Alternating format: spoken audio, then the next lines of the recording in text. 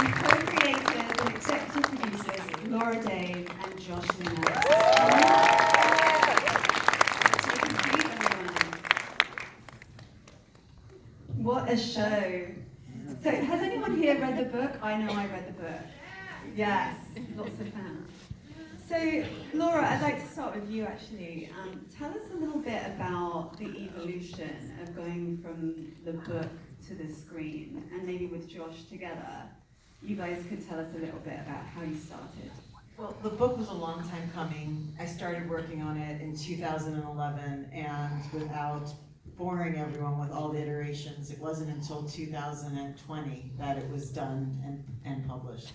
So from that time where it really began with this question of, can we know the people we love most? And I thought that I was telling one kind of love story, and I had this ending in my head that I was writing toward. And it involved a sacrifice of one of those characters. No spoilers.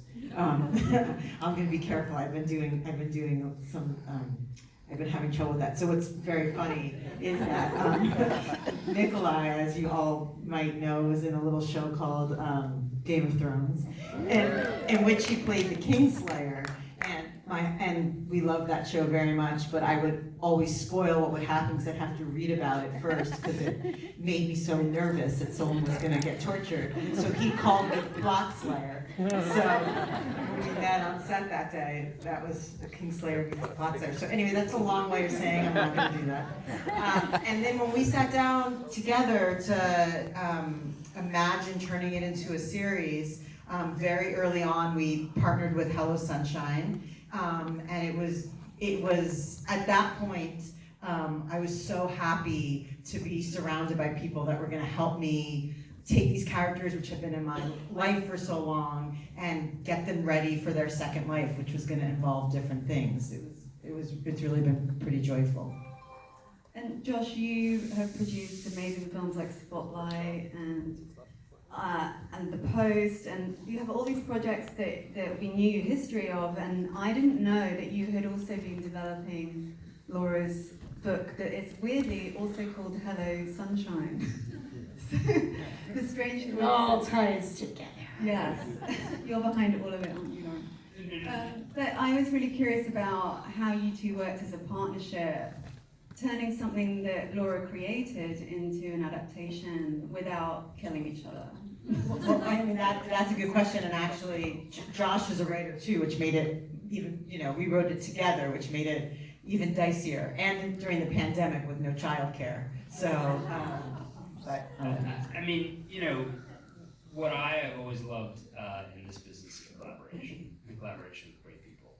And what has been the joy of this has been collaborating with everyone on this stage, right? So, it's funny because when Laura first came to me, I spent the past 10 years working in features. I worked in television before that, and we thought this was going to be a movie. And Hello Sunshine, and Lauren specifically, came to us and said, we think this is a 6-episode limited. And Lauren literally said, I've really marked my chapters up. And so Laura and I sat down that night and we thought, what would that be? What would it look like? And then literally on our first or second Zoom with Lauren, we compared notes. Like, are these breaks the right breaks, right? And we were very much aligned. And they were wonderful partners. And everyone on this stage, I'll get into it later, but everyone knows Jen Garner's a wonderful actor, and she's amazing in this. But she's also an incredible collaborator and a fantastic leader, which I'll talk about. I was actually going to lead into that too, so thank you for teeing that up, because Jen, I know you wrote to Laura specifically because you wanted to play the part of Hannah, and of course you're also an executive producer, you have a production company. Tell us a little bit about how you knew it was going to be a good fit for you, both as a producer and star.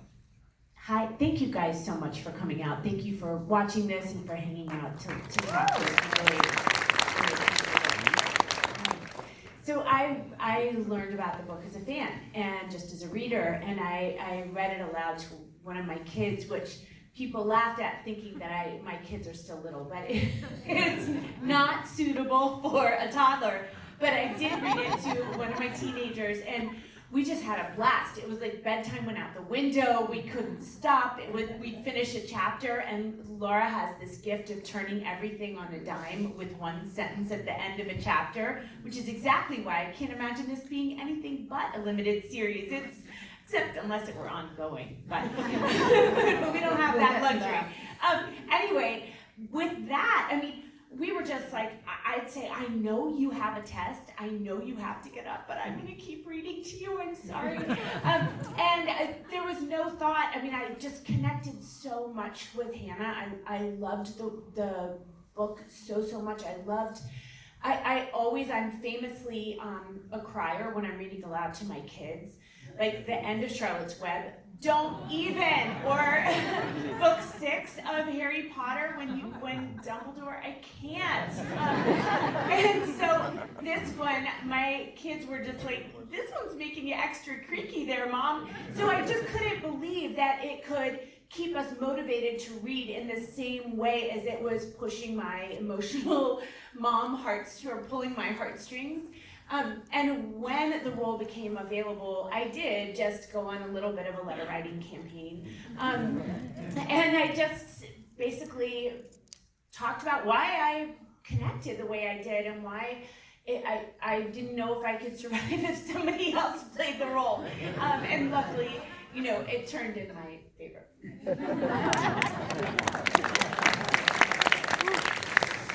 Nikolaj, you're playing this character who is such a good guy, right? But we have to really delve. Is he though? Well, Can we just examine that for a second? Protector, there's not time for XOXO. Love you, honey, so sorry.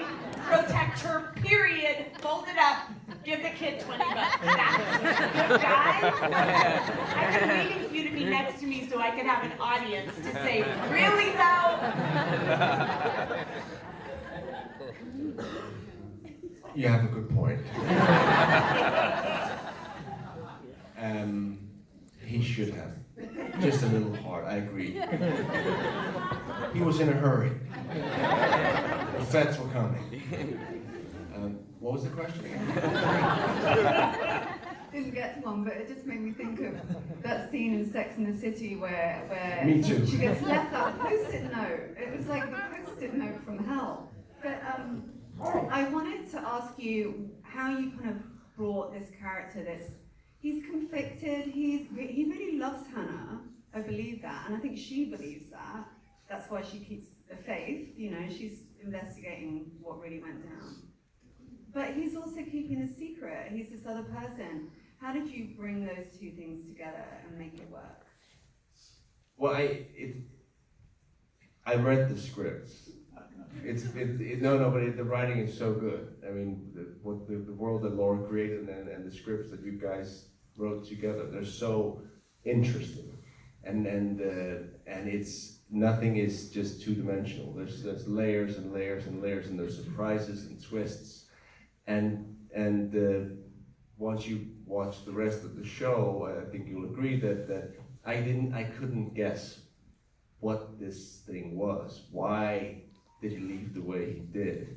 What possibly have made him, do such a thing? And then when the payoff arrives, eventually, it was earned. It was really, it was very. No spoilers. Fulfilling. No, I'm not spoiling anything.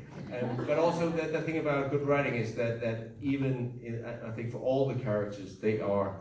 Because it's it's a show, it's a mystery thriller, crazy things happen, but it's always grounded in real. You really feel these human beings, flesh and blood. So even at the very end, I felt that. Now I'm getting into spoilers. That's true. But it's all it makes emotional sense. But I just want to say what I loved about it. What I really loved about it was the love story, not this love story, I love that too, but I love the love story between a teenage stepdaughter and stepmother, and I think that's the real core of the show. Aisha, I really love your character because the friendship between Jules and Hannah is so not your typical friendship trope. It's like a kind of female realistic friendship where they talk to each other without the kind of usual male gaze kind of drama that we see played out with the gossipy kind of chit chat. They're very direct and not melodramatic with each other. I really loved how real their friendship is. Tell me a little bit about who you understood Jules to be, and also working with an all-female directing team, I think really fed into the kind of way that the women were represented. I mean, there were just so many women behind the scenes, so it always felt like an authentic relationship to me. And a lot of interviews are, oh God, Jules is so ride or die. But if you've been friends with someone since you were teenagers, it's a familial friendship. And I have friends like this that I've known since I was a teenager, and we just don't stand on ceremony. I've had girlfriends text me at 4 a.m. I'm like, wow, what do you need from me? Because I know that they're gonna show up for me like that. I've gone through divorces with these women, the birth of children, incredible losses, and there's just no time for bullshit in those relationships, like those that's your family. So I knew who Jules was because I have friends like her, and I wanna be a friend like her to those women. And there's just also this kind of, I want something better than unconditional love. There's this Freud and Freuda with these women where if you're winning, I'm winning. There's no competition. And to me, when she's going through this thing, when a good friend calls you in the middle of the night and there's a tone in their voice, you're like, what is it? Where are we going? What are we doing? Who's bringing the shovel? And I got a good shovel, but I know you got a better one, so let's use your shovel. And she just, it's funny because so many people have remarked on the fact that relationship felt unusual, but I think it's because we don't see a lot of authentic female relationships in film and television. They're always arch. That for me, it was great to be that person who knew who she was, had kind of fought her way to where she was professionally, wasn't threatened by anybody else, had nothing to lose, and really her friendships were paramount, She was really delightful. There was a lot of warmth to Jules, and it was really very comfortable and fun to play, to be that friend who's like, not just I'm here for you, but also like, I'm gonna fucking tell you what's going on right now, and it's not good. And I love you enough and I respect you enough to tell you that it's not good, I found her, it's a somber show, woo, but I found her to be really joyful, I really enjoyed playing her, yeah. And then there's surprises. I love that scene of you guys on the deck. Yeah. Knowing that they have just seen it. I love the conversation between the two of you, the shorthand, the way that you tell the truth, even though it isn't easy. Yeah. I really love how nuanced and real that scene is. And Jules wasn't gonna be like, it's gonna be okay. She's like, no matter what happens, we're gonna get through this, but I love you enough to tell you that it might not be okay,